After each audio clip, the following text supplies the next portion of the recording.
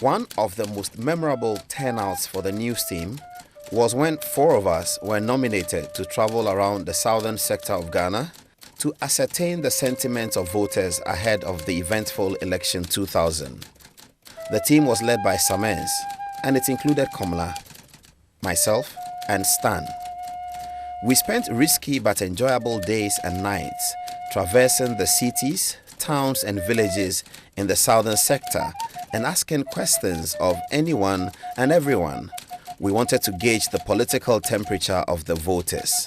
We went to Kuntunasi, Odobin, Winneba, Apam, Asinfosu, Anomabo, Mankesim, Odan, Koforidua, Osiem, Fantiakwa, among other places.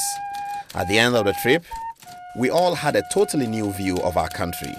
We enjoyed each other's company, we shared jokes, and we teased at will.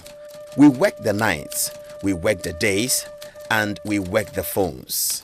Our regular reports that was broadcast on Joy FM was most sought after by our listeners and online readers. Our efforts at the coverage of election 2000 told the story of politics anew. Our newsroom became the bastion of political theses. It was a true and proper election headquarters. Everyone and anyone came over. Diplomats and businessmen were allowed inside to get a feel of the procedures that we applied to generate the news of the election. And when they came, they all wanted to see Komla Dumor. Komla was the big deal, the boss player. When they met Komla, he will usually introduce all the team members. He always wanted us to share in his fame and glory. He announced all our discoveries on radio. His authoritative voice added color and pump to our credible stories. We were riding high. Komla was our leader, and he feared no one. He stopped at nothing to get the story out and get it right. Those experiences have stayed with us for a long time.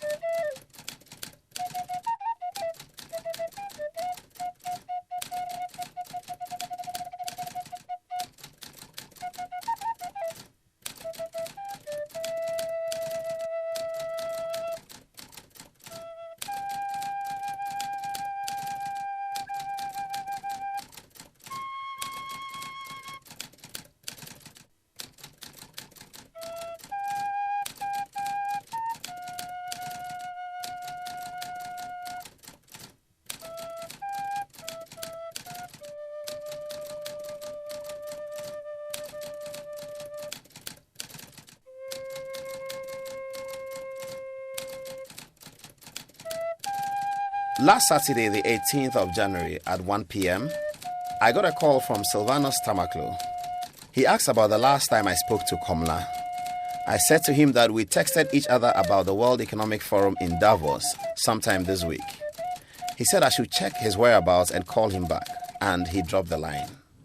I shared the information with Rosemary Beryl and asked her to check with her friends as well, as Komla struck an acquaintance with both of us since our days at Legon. Komla was in Legon Hall, I was a vandal, and Beryl was in Volta Hall, as was Kwansima, Komla's wife. So I checked on Facebook. Cox Tamaklo had posted a shock. Randy Abe had posted an RIP. I called Randy. He was down and could barely manage to talk. Then I called Samens. His phone was busy for 15 minutes. Beryl and I began to panic. My phone began ringing from perfect strangers who wanted a confirmation of the news. Kojo Bonsu called, and he seemed to have the news. He was actually overwhelmed. Finally, Samens confirmed the story. It is painful. A young life had been cut short. Komla belonged to the idealistic generation that attended the university in the mid to late 90s. We fought the university authorities over residential user fees and demonstrated in the name of Che Guevara. We held placards that ridiculed ministers of finance and education. We talked about Rawlings and his ministers. We relish the phenomenon of democracy and an independent media. We love to read the Chronicle because it dared to say what others feared even to think about. We believed in the African dream. We idolized Bill Gates and later Steve Jobs. We reclined with Bob Marley's music. We discussed the options open to Mandela once he got out of prison. We hero worshipped Chris Hani. In Sani Abacha, we wondered how a man could be so wicked as to execute Ken Saro-Wiwa. But we enjoyed his foreign minister, Chief Tommy Kimi, for the dogged way in which he defended Abacha. We believed that there could be more to the crash that killed Diana and Dodi Fayed. Carl Lewis was our greatest Olympian. Michael Schumacher was a fascination and Louis Armstrong was a hero. We idolized Abedi Pele and yearned for the day that the Black Stars would qualify for the World Cup. We celebrated Diego Maradona as the greatest football talent of all time.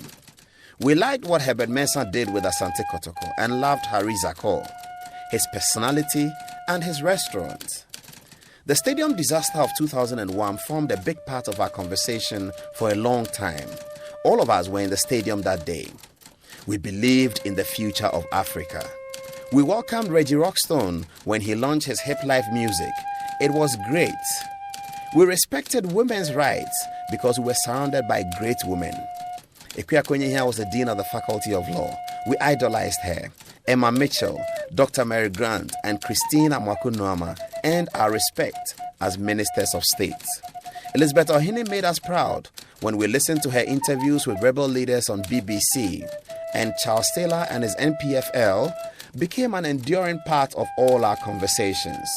In corporate Ghana, we talked about Phyllis Christian, then with PwC, and Jifa Amegashi.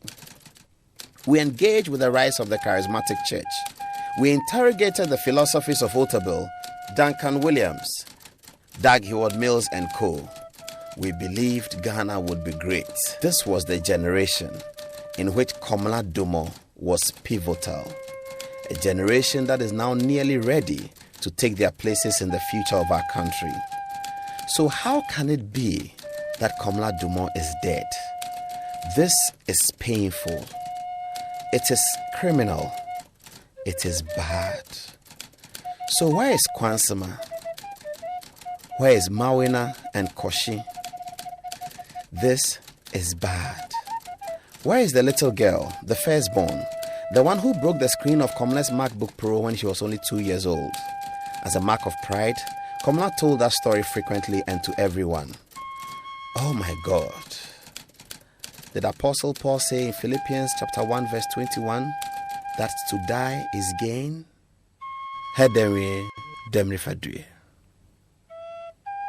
Komla demrifadue.